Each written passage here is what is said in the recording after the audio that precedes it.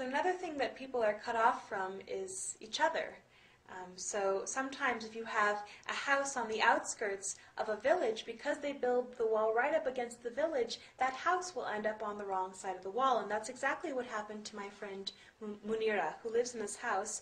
In front of it, you can see that 25-foot concrete wall separating Munira and her husband and their 6 children from their village, from their community. Behind the house is another wall separating the family from the nearest settlement. And on the right and left sides of the house are 2 more fences separating the family from their own land that has been annexed by Israel. So Munira and her family are basically living in a kind of cage. Here's the gate to the cage. You can see it's manned by soldiers, so people who want to visit Munira, whom you can see in the back with one of her kids, have to sort of hope that the soldiers are in a good mood and will let them through.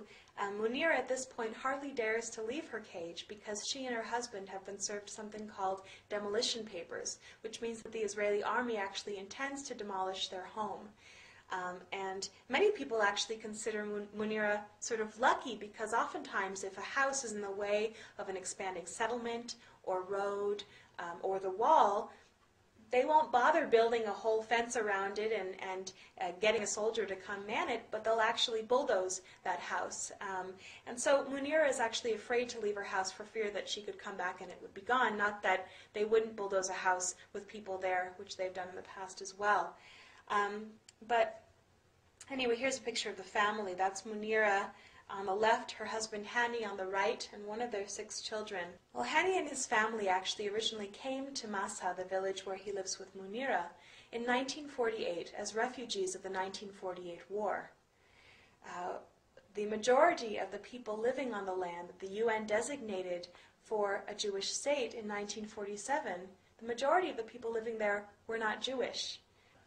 And Zionist forces actually expelled 750,000 Palestinians from their homes to surrounding areas in the West Bank and Gaza and in the diaspora. And Hani and his family, for example, were homeless for 10 years before they were able to finally save up enough money to buy themselves some land and build themselves a home. Hani says that he built this home with his own hands for his family. So just to keep things in perspective, what this demolition order, what this wall, what this occupation, what these things are doing are threatening to make Hani and families like his refugees for the 2nd time in recent history.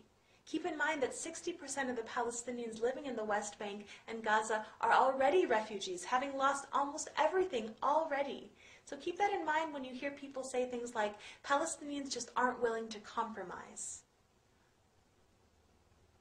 And I don't know about you, but looking at this family and all the Palestinians I worked with during my time in Palestine, what I kept thinking was just, how long can people live like this? You know, how long can people endure this kind of a system before rising up, standing up for their rights, resisting? Well, of course, the answer is that Palestinians are and have been resisting for a very long time. We hear about one kind of resistance, violent resistance, suicide bombers that kill innocent Israelis. And people are always asking me, Anna, why are Palestinians always resisting with bombs? Why are they always strapping bombs to themselves, trying to kill as many Israelis as possible? Why don't they use non-violent resistance, like Martin Luther King talked about, like Gandhi talked about? Where are those things happening? Well, the answer is that Palestinians are and have been using non-violent resistance, not just once in a while, not just here and there, but literally almost every second of almost every single day of their lives. Just think about it for a moment. Think about Munira and her family. Simply staying in their home. Simply saying, look, you've taken our land, you've taken our freedom, but you will not take our home, is a kind of resistance, and it is nonviolent. This is nonviolent resistance. Think about the villagers of Yanun who've come back to their homes and their land. They know that they could be beaten up, they know that they could even be killed by the settlers, but they also know that it is their right to be in their homes on their land, and they're coming back to defend that right. This is nonviolent resistance. And in my opinion, any attempt on the part of Palestinians to maintain any kind of normalcy or dignity in their daily lives in spite of this occupation is a kind of resistance to that system. It's just not something you ever hear about in the newspapers and media. And here's a couple other examples of everyday nonviolent resistance in Palestine. Here's a group of women from the Tulkarm region who've been cut off from their trees by the wall. They've lost their livelihoods, so they've formed an embroidery cooperative to sell embroidery to support themselves and their families. Instead of giving up, instead of leaving, this is nonviolent resistance. This is the village of Atawani, where settlers have actually boiled barley seeds in rat poison and spread that poison around the landscape of Atawani to try and dissuade shepherds from bringing their sheep to their land for fear that the sheep will eat the poison and be killed. I talked to the shepherd, and she knew about the poison, but she also knew that if she doesn't come back to her land, then the settlers would have gotten exactly what they wanted, and over time they would have come and confiscated the land, saying, well, nobody else was using it. So she's coming back to defend her right to be on her land, even if she might lose a sheep or two. This is nonviolent resistance. Painting the wall, nonviolent resistance.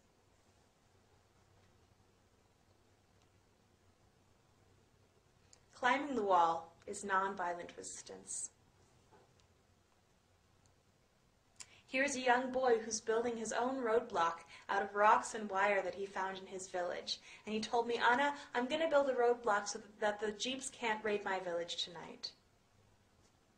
This is nonviolent resistance. And finally, demonstrations are a kind of resistance happening almost daily in Palestine. We just don't hear very much about them, where communities of Palestinians will march down to the land that is being threatened. Here you can see a farmer trying to explain to the soldiers that have been placed there to basically protect the bulldozers that are uprooting the trees. He's trying to explain to them that the trees being uprooted belong to him and his family and have for generations. This is something else you might see at a demonstration, Palestinians who've come together to pray on their land. And I find it particularly moving, given that for many of these Palestinians, this could be their last chance to ever be on their land. And they're choosing to spend these final moments together as a community in silence, in worship on their land.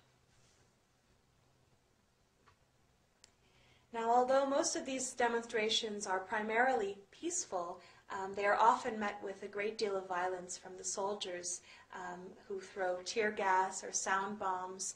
There are sometimes rubber bullets or even live ammunition used against nonviolent demonstrators.